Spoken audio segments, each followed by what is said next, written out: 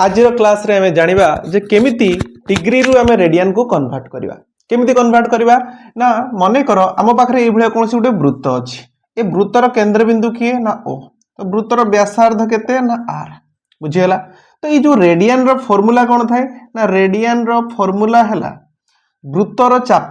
तो आम जो संपूर्ण वृत्त नहीं तो वृत्तर चाप केते हेबो ना वृत्तर परिसीमा हेबो। आम एटा जानिछ ना वृत्तर परिधि केते ना 2 पाई आर डिवाइडेड बाय बा विभक्त केते ना वृत्तर व्यासार्ध केते ना आर।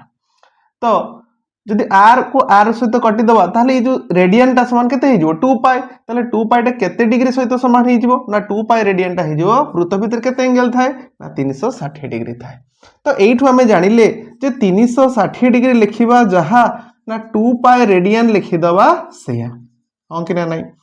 तो आम ये लिखि परिबा केते ना 180 डिग्री जाए केते रेडियन ना पाई रेडियन। ताले सही भलिया 1 डिग्री जे केते रेडियन हबो ना 1 डिग्री टा हे जिवो हमर पाई बाय 180 रेडियन।